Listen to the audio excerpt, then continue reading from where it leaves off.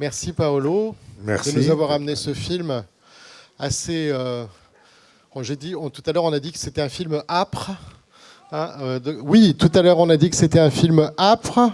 Je crois que c'est le cas. C'est aussi un film tragique au fond, qui puise dans la tragédie. Alors, on est peut-être tous, et vous êtes certainement toutes et tous un peu sous le choc de ce film et de sa boucle aussi, un petit peu de la boucle dramatique en fait qu'il nous présente. Peut-être avant d'envisager le film plus dans son fond, enfin peut-être Paolo, quelques informations sur justement la production du film, depuis combien de temps, combien de Bon, temps ce film a-t-il pris, et puis ensuite peut-être sur les comédiens qui sont tout à fait extraordinaires, enfin les comédiens du film. euh, je travaille depuis des années avec Tiago Guedes. Ça, c'est le quatrième film que j'ai fait avec lui, quatrième long.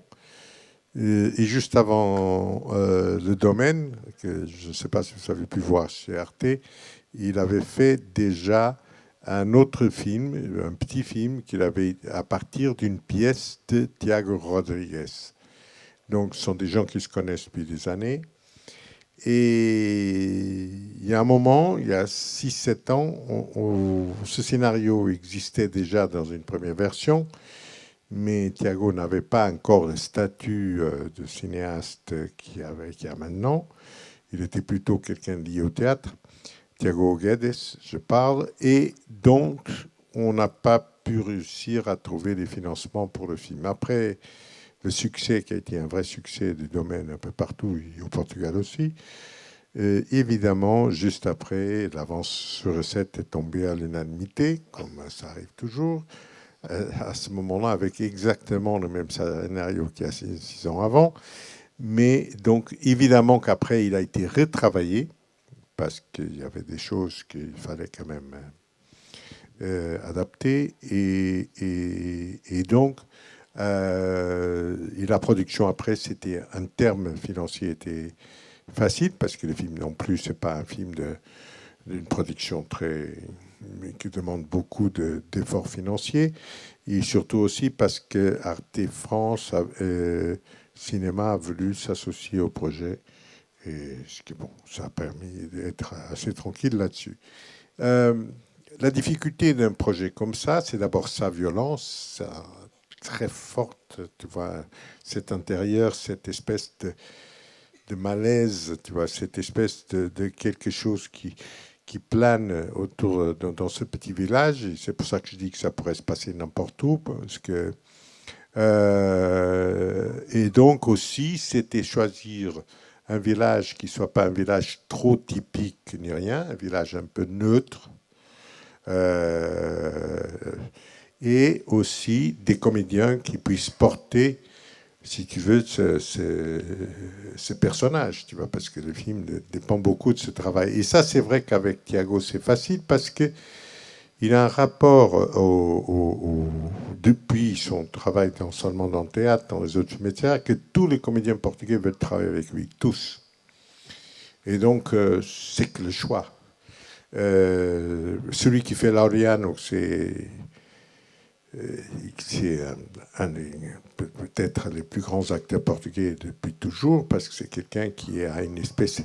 Je peux en parler parce que c'est lui qui a fait le domaine. Et là, il jouait un grand seigneur féodal qui traverse la Révolution, donc il y a une dimension qui n'a rien à voir avec ça. Et juste après ça, on a tourné un film qui n'est pas encore terminé, où il joue un personnage dans une espèce tu vois, un portugais un peu, tu vois, pas aristocrate, mais presque, dans le milieu du 19e siècle en Angleterre, comment dire, dans le milieu de maintenant j'oublie le nom, mais qui se passe au 19e siècle en Angleterre, dans le milieu des pré-raphaélites, des peintres pré-raphaélites. Il joue, on l'appelle le pire homme de Londres. Donc, si tu veux, comme il bouge d'un tournage à un autre, c'est absolument impressionnant. Avant ça, on a dû déplacer le tournage de ça de quelques mois, parce qu'il a fait une énorme série pour Amazon, qui va sortir bientôt, où Et donc, c'est quelqu'un qui a maintenant une dimension internationale, à partir surtout du domaine, et c'est quelqu'un qui est aussi quelqu'un qui fait beaucoup de théâtre. Nuno Lopez, un acteur que vous pouvez voir en beaucoup de films français, qui a une carrière internationale. Et là, je pense qu'il a beaucoup tourné avec moi aussi. Beaucoup, je ne sais pas combien de films on a fait ensemble. Mais là, je pense la façon comme Thiago le dirige, c'est son meilleur rôle. Donc, c'est quelqu'un qui a un peu cette espèce d'acteur studio système, donc très parfois overacting. Mais la façon comme il a été dirigé ici, c'est, je pense, incroyable. Isabelle Abreu. Oui, Isabelle Abreu. Oui. Isabelle Abreu, c'est vraiment quelqu'un qui est pratiquement Qui joue le rôle de Judith. Hein, Judith. voilà. Donc c'est quelqu'un qui dans le cinéma a joué surtout dans les films de Thiago, mais c'est l'actrice clé dans toutes les pièces de Thiago Rodriguez. C'est elle qui jouait dans la pièce qu'ils ont mis en scène avec Isabelle Huppert il y a peu de temps. Et c'est elle qui, pratiquement, vous pouvez, ceux qui s'intéressent au théâtre pourront la voir souvent, sûrement à Avignon, maintenant qui aussi, en plus de directeur d'Avignon, je pense qu'il y aura des pièces à lui qui seront jouées là-bas. Donc c'est un peu son actrice fétiche, c'est une actrice que vous pouvez voir ici, la qualité. Donc les autres, Jean-Pedro Vache, celui qui fait le garde républicain, c'est un énorme acteur qui rarement a joué au cinéma et qui est d'une description absolue dans ce film, mais quand même c'est une des pièces maîtresses de ce film, je pense. Beaucoup de choses passent par lui. Le père qui, tu vois, finalement n'est pas le père, mais c'est lui qu'en même temps. Tu vois, c'est quelqu'un qui au fond, qui apporte une certaine humanité, mais en même temps, c'est lui aussi qui déclenche, tu vois, cette espèce... Qui déclenche le cataclysme. Cette espèce de règlement... C'est pas un règlement de compte, cette espèce tu vois, de trouver le bouc émissaire pour que la vie continue en éliminant quelqu'un qui est celui qui est le plus à l'extérieur de la société. Donc c'est là-dessus que je pense que le film nous fera penser. Donc cette espèce de rapport à l'autre, rapport à celui qui est toujours vu avec une certaine complaisance pendant longtemps, mais en même temps une certaine méfiance, et que si quelque chose tourne mal, c'est celui qui paiera le prix. Donc c'est là où il commence, si tu veux, collectivement, des situations comme ça peuvent arriver. C'est quelque chose qui nous fait un peu trembler et qui explique peut-être un peu cette montée des extrémismes qui se passe. Parce que tu vois, je ne veux pas extrapoler trop, mais quand même, il y a quelque chose que cette refus, si tu vois, de voir des gens différents apporte, tu vois, parfois à des scènes, à des situations comme celle-là, que comme ça, on règle nos problèmes d'une façon tout à fait, si tu veux, insupportable. Donc, mais ça serait pas à moi d'en parler, ça serait plutôt au metteur en scène, qui n'est pas là. Donc, alors la question, je pense que tout le monde doit se poser ici, c'est-à-dire celle du rituel de passage qui est présenté au début du film, dans le prologue, avant le générique, qui donc est quelque chose qui introduit complètement le film. Tu parlais d'un introit tout à l'heure. Qui tourne mal et qui, voilà. à un certain moment, laisse... C'est pour ça le titre français laisse des traces qui à un moment ou l'autre, viennent en surface. Mais ça, si vous voulez, c'est pas un rituel précis, c'est pas un rite initiatique précis. C'est basé évidemment en beaucoup de choses qui se passent, surtout avec des masques, des petites rites initiatiques qui existent dans quelques villages, quelques villes au nord et au centre du Portugal, un peu partout, qui existe par exemple un peu donc, à l'université, pour pour ceux qui viennent aux premières années, qui sont obligés... les bizutages, en fait. Exact, les bisoutages. Donc, si tu veux, c'est surtout cette espèce si tu veux, de situations qui sortent donc des règles normales de la société, qui existent un peu partout, et que dans ce cas, évidemment, tu vois, au fond, c'est le passage direct, presque comme on disait l'autre jour, on disait tout à l'heure de l'âge De l'enfance à l'âge adulte. L'enfance à l'âge adulte, tu vois, donc, mais d'une façon un peu traumatisante, on peut dire, et donc c'est basé un peu là-dessus, mais c'est pas précisément ni de la région ni de ce village. C'est quand même aussi une fiction, un rapport à, tu vois, des choses qui se passent et qu'il continue à exister. Heureusement, la plupart du temps, on ne sait pas, parce que les traces de ces situations comme ça, la plupart du temps, ne sont pas connues. Donc, on ne sait pas de cette espèce de... On voit ça avec trop de complaisance la plupart du temps. Oui, donc c'est ça. Donc il n'y a pas du tout de dimension. Parce que moi, quand j'ai vu le film la première fois, je pensais que c'était une reconstitution presque anthropologique, hein, donc, mais pas du tout. En réalité, c'est un prétexte, une fictionnalisation. Une fictionnalisation de situations que je pense, voilà. que même en France, je pense que ça existe. Je ne suis pas sûr, mais... En tout cas, ça a existé dans le passé. D'accord.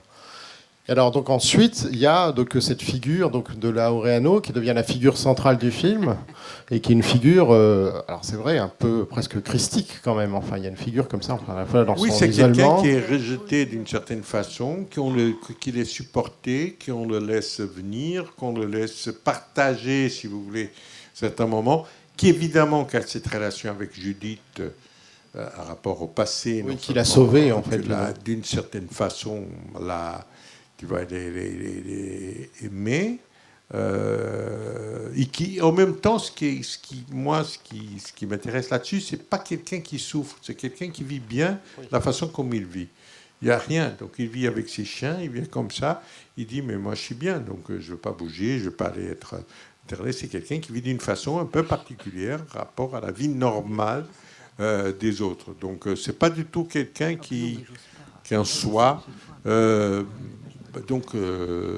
souffre. Après, quand il souffre, évidemment que lui-même, il ne pense pas que quelque chose aussi dramatique peut se passer, mais en même temps, il se sacrifie vis-à-vis de quelqu'un qu'on sent qui est quelqu'un qui a une espèce de, de relation un peu amoureuse impossible. C'est une façon de prouver ça.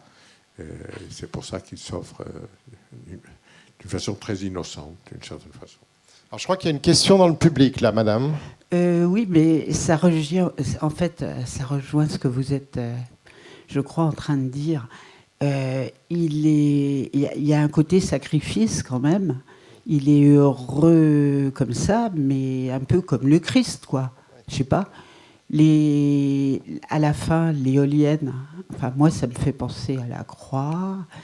Je sais pas, je posais la question sur les éoliennes qui sont très importantes, très présentes. Les éoliennes, c'est pas un rapport à la croix. Je pense que les éoliennes, il y a une présence. Je sais pas si un jour vous étiez près des éoliennes, mais c'est assez terrorisant, tu vois. Donc, si ce bruit permanent, cette espèce de chose qui est là, c'est quelque chose qui est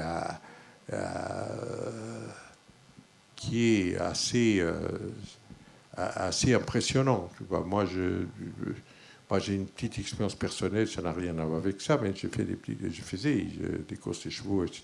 d'endurance.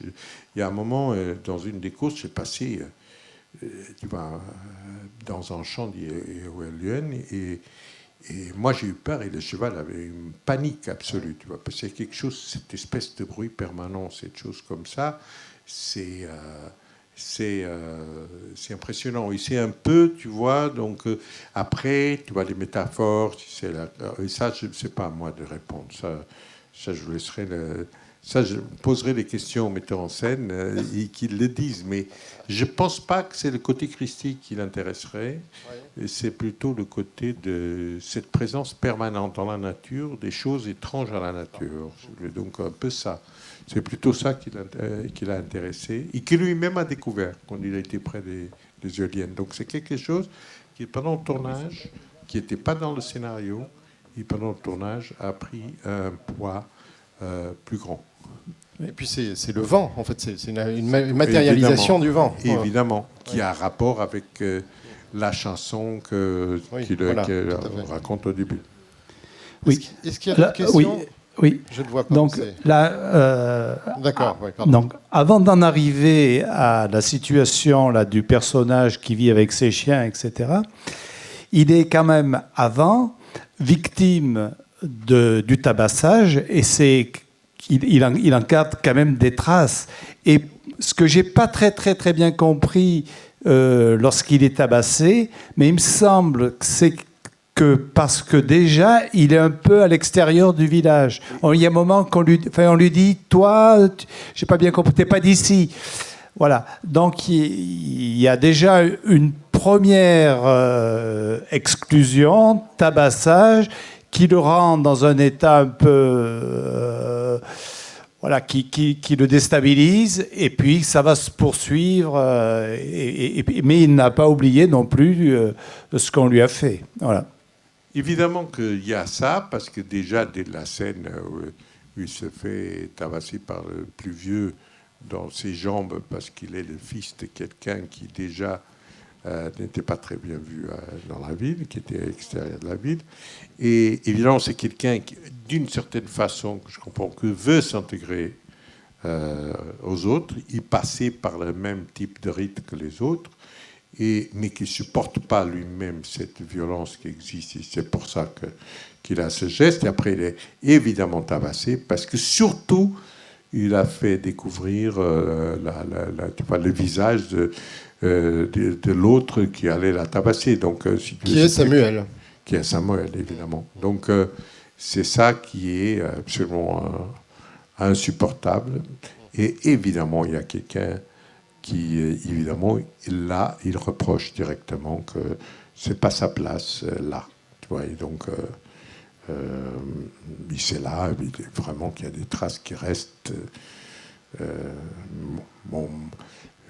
Après, je pense pas que c'est pour ça qu'il vit comme ça. Je ne sais pas si c'est ça en rapport à ce tabassage ou non, mais ça, c'est des choses que chacun de nous peut interpréter librement, comme il veut. Une autre question dans le public ? Ici, pardon. Oui. Bon, d'abord, merci, parce que j'ai trouvé ce film d'une grande âpreté, mais remarquable. Et, voilà.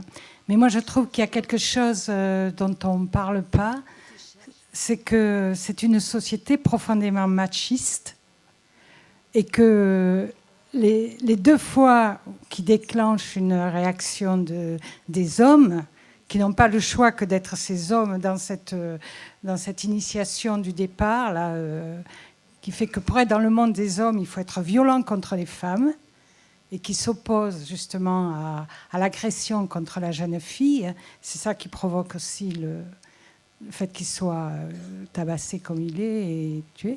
Et la deuxième fois aussi, sa simple présence empêche une agression sexuelle contre la jeune fille.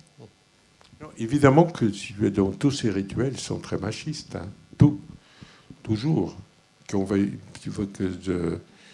Dans la tradition située de ces rituels, c'est toujours, si vous voulez, quelque chose qui revient dans l'espèce de cette arrogance, cette espèce de vouloir démontrer qu'on est, entre guillemets, des hommes. Tu vois. Donc, ça existe toujours. Donc, évidemment que dans cette scène, il y a ce côté absolument, on va suivre les filles et on va les faire voir notre pouvoir d'une certaine façon. Mais ça, si vous voulez, c'est quelque chose qui, donc, ça part des choses du réel et que d'une certaine façon, après, qui reste très implanté. Et même les personnages en soi, si tu veux, le personnage de Samuel, le personnage est quelqu'un, même, tu vois, d'un certain côté, quelqu'un qui a gardé ce côté toujours très... Oui. Il y a une masculinité, un peu toxique de Samuel, oui, oui. Exactement. Donc, c'est quelqu'un qui a... Et donc, ça c'est une évidence. Ça, je ne dirais pas le contraire. Par contre, ce que je trouve que c'est beau, c'est le personnage de... Même c'est elle qui déclenche, là, si tu veux, cette espèce de... Il faut quelqu'un qui sacrifie pour ma fille, il va demander ça. Mais c'est un personnage assez fort, c'est le personnage d'Isabelle, de Judith. Judith dans le film, oui. Et ici, c'est assez curieux. Par exemple, on ne parle pas, mais tu vois, c'est ça que j'aime dans le scénario et que j'aime comment Thiago l'a tourné. L'histoire de cette, tu vois, de la fille qui tue l'autre, qui est une fille adoptée par le garde républicaine, mais dans un village, tu sais, mais tout ça s'est passé sous silence et d'une façon assez discrète et pudique d'une certaine façon, comme cette fille que, au fond, tu vois que Judith l'a assumé au fond seule et d'une certaine façon l'a imposé à celui avec qui elle vit en ce moment. Tu vois, donc moi je pense que c'est ça la complicité du film aussi. C'est pas, il y a plein de petits, tu vois, après de petits sous-textes, comme on dit, oui, que sont assez intéressants et qui donnent une complexité à tous les personnages. Oui, alors je crois qu'il y a encore une question un petit peu plus haut. Oui. Oui, bonsoir. Merci beaucoup pour ce film. Je trouvais très très fort, très puissant. Et il y a une chose que je trouve vraiment terrible. Enfin, il y a beaucoup de choses terribles, mais il y en a une que je trouve vraiment particulièrement terrible. C'est cette transmission d'une génération à l'autre.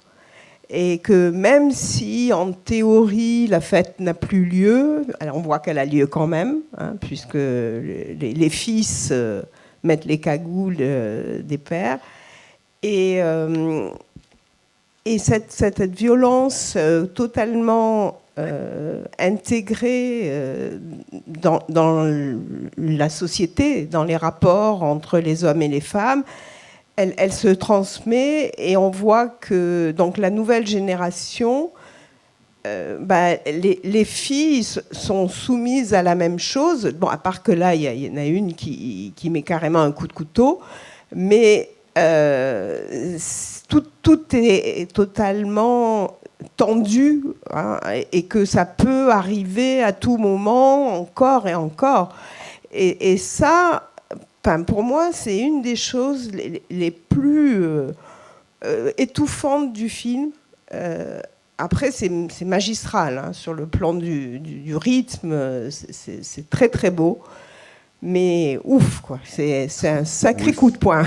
Oui, c'est pour ça que je disais que c'est un débat juste après la vision du film, il n'est pas facile. Parce que... l'impression que j'ai, c'est vraiment ça, c'est de recevoir un coup de poing, même que je l'ai déjà vu plusieurs fois, parce que c'est vrai que c'est un film en même temps très noir, tu vois, donc c'est ça. Et très nocturne d'ailleurs, souvent tourné la nuit. Excusez-moi, j'ai encore une petite chose dans cette série-là de la transmission, c'est le fait que donc Paolo, le flic, il file les clés au vrai père. Oui. À Vicfort, pour qu'il aille ouvrir la cellule. Et ça, c'est vraiment une espèce de solidarité à l'envers, quoi, solidarité masculine, parce qu'il faut que tous les hommes participent à ce meurtre-là, parce que du coup, ils vont tous se tenir, ils vont tous se couvrir, et ça, c'est aussi un geste d'une force et d'une violence incroyable, quoi. Je suis d'accord avec vous. Rien dire d'autre. Et c'est vraiment en effet une logique de bouc émissaire, hein, c'est-à-dire finalement c'est vraiment le collectif qui finit par tuer en fait un personnage comme ça, un individu. Le gendarme ne pouvant pas participer officiellement, mais enfin on voit bien qu'il participe en réalité. Voilà, il n'est pas présent, mais il participe en réalité. Il y avait une question à côté, oui, je crois, oui. Oui, bonsoir. Je voudrais faire un parallèle ou un écho avec le film de Irigoyen qui se passe en Galice. Ça s'appelle Asbestas. Oui. Moi, j'ai pas vu, mais il y a des gens à Cannes qui ont fait ce parallèle, mais moi, je l'ai pas vu, le film. Eh bien, je peux pas vous en dire. c'est très simple. On voit qu'à travers toute l'histoire de l'humanité, les simples, les justes, jusqu'aux prophètes, ils ont été martyrisés. Et ça, c'est de la manière la plus bestiale. Donc ici, chacun a un prénom qui correspond à un saint qui a été soit crucifié, soit empalé, soit brûlé vive, sans parler de Blandine qui a été dévorée par les lions dans les arènes de Rome. Et on voit qu'à chaque fois, il y a effectivement ce phénomène de bouc émissaire où une société archaïque défend des dictates, une espèce de... C'est pas de la philosophie, c'est franchement de la barbarie.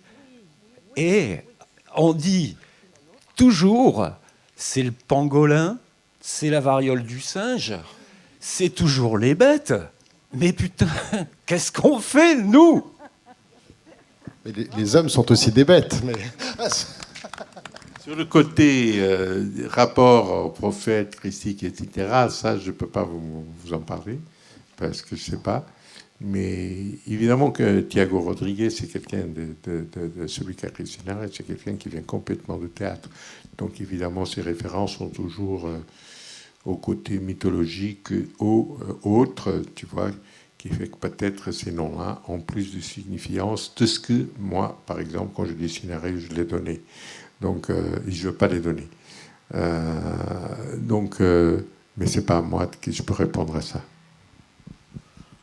Oui, avec cette, je le disais aussi, cette dimension. Moi, ça m'a fait penser à une tragédie grecque, finalement, qui commence avec les masques et qui termine avec les masques. Voilà. Parce qu'il y a un rituel à la fin, comme oui. il y a eu au début. Voilà, tout à fait. Alors, il y a encore une question ? Oui. Oui. Ce que je voulais dire, c'est ce que je trouvais vraiment intéressant dans la construction du récit, c'est que finalement, et ça rejoint l'intervention de la dame avant sur la question de la transmission, c'est qu'avant même qu'on comprenne exactement qui sont les personnages, en tout cas qui sont les différents protagonistes, on comprend déjà la question de la filiation. On sent dès le début, que ce soit par les prénoms, on reconstitue avant même de savoir exactement quel va être le nœud, ou le cœur, en tout cas du récit, on reconstitue déjà la filiation entre les différents personnages, et à partir de là, on sent bien que de génération en génération, la question de la transmission et puis du silence qui amène à un récit tragique. Oui, mais je suis d'accord complètement avec vous, comme j'ai été avec la personne qui a parlé avant, donc là, je ne pourrais pas dire mieux. Oui, merci, oui. Une transmission qui serait donc une transmission aussi du silence, en fait, en réalité. Oui, tout à fait. Alors, je crois que j'ai vu une masse... Vous avez vu, il n'y a pas de musique dans le film. Oui. C'est un choix très, très clair de la part du metteur en scène. Oui. J'ai vu une main se lever un peu en haut, là. Oui, voilà.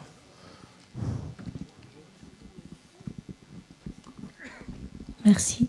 J'attendais que la question soit posée. Comme elle n'est pas posée, je me lance. Moi, je suis très inquiète du fait que les femmes sont présentées comme étant amoureuses de cette bestialité. Et visiblement, Judith finit par avoir un enfant avec l'un de ceux qui l'ont agressée.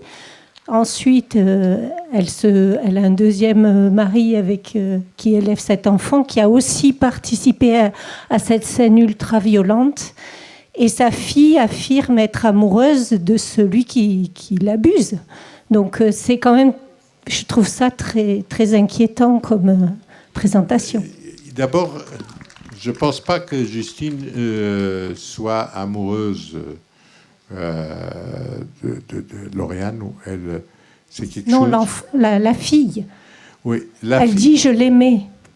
À propos de Pedro, oui, Salomé à propos de Pedro. Dans ces sociétés très fermées, si tu veux, le mot amour n'a pas le sens qu'on peut lui donner. C'est quelqu'un qui peut-être, tu vois, le rapport qui existe entre la fille, il la tue, il le tue, elle tue, parce qu'elle ne supporte pas non plus cette violence. Et on voit dès le départ qu'elle résiste à ça. Si tu veux, c'est une façon aussi de déresponsabiliser un rapport à ceux, tu vois, pour dire c'est pas par haine que je l'ai fait, c'est par une défense, etc. Moi, je prends pas ça au mot direct. Je pense pas quand elle dit ça, vraiment qu'on croit un minute que soit qu'elle a aimé ce mec. Ça, je ne le crois pas. C'est des choses qu'on dit parfois pour un peu justifier quelque chose d'injustifiable, puisqu'elle quand même l'a tué. Donc, si vous voulez, moi, je ne sens pas ça du tout. Ça, c'est une des choses. Si tu veux, moi, je trouve ce qui est intéressant aussi, c'est de ne pas savoir pourquoi, si tu veux, cette fille, le père, elle vit avec quelqu'un. Moi, je pense que c'est un choix de la mère de vivre là et que le père, et qu'il n'a pas voulu après son père. Ça, je ne sais pas. C'est quelque chose ce que j'aime là-dessus, c'est qu'il n'y a aucune explication que son père réel, si tu veux, qu'on voit après, qui est quand même quelqu'un un peu lâche, un petit peu défaillant, on va dire. Défaillant, etc., qui soit pas là et qui sache pas avoir un rapport avec sa fille. Ça, il arrive tout le temps quand même. Hein. Et c'est pas pour ça que il y a quelque chose qui justifie, si vous voulez, une vision un peu, si tu veux, de minorité du personnage féminin. Au contraire, je pense que c'est cette liberté de cette Judith, tu vois, donc cette histoire d'assumer cette fille seule d'une certaine façon, et en même temps, si tu veux, dans ce rapport à Lauriane, Judith, là, cette chose qu'il fait, c'est que c'est quelqu'un qui a une espèce d'amitié, ou une espèce de dette presque pour lui. Et le reste, je pense qu'on est en train déjà de voir des choses que le film en soi ne le dit pas. Donc, ici, vous savez, les mots qu'on dit à certaines occasions, c'est pas dire, il ne faut pas les prendre au premier mot. Hein. Et ça, vous savez, nous tous, on sait ça. Bonsoir, merci d'avoir aidé ce film à exister. Et j'aurais aimé savoir juste s'il avait été difficile à financer. Non, comme je vous ai dit, non, parce que comme on avait eu le film d'avant que j'avais produit avec Thiago Guedes, j'avais eu un succès considérable au Portugal d'un côté et internationalement aussi parce qu'il avait été en compétition à Venise, quelque chose qui depuis 14 ans n'existait pas pour un cinéaste portugais. Même ce film, on a monté l'escalier à Cannes depuis 16 ans qu'il n'y avait pas un cinéaste portugais qui a monté l'escalier à Cannes. Donc si vous voulez, tout ça fait que d'une certaine façon, les projets de Thiago Guedes sont vus maintenant avec un regard différent de ce qu'ils avaient vu il y a 10 ans. Donc ce projet, pour moi, je peux vous dire, c'est des projets les plus simples que j'ai eu à monter financièrement. Hein. Donc là, je n'ai pas à me plaindre, au contraire. Donc là-dessus, et en plus, si je pense que la justesse entre ce qu'on avait et ce qu'on voit à l'écran, je pense que c'est un film qui n'a pas trop d'argent, ni peu d'argent. Ni trop peu. Ni trop peu. C'est un film qu'on a fait avec 1 200 000 €, quelque chose comme ça. Donc je pense qu'un projet qui a eu sa liberté, il y a eu 8 semaines de tournage et on a pu le faire tranquillement. Merci. Merci Paolo d'avoir accompagné ce film jusqu'à Gindouf. Merci. On espère que vous reviendrez bien vite pour un autre film. Ça dépend de vous. Voilà. Merci encore.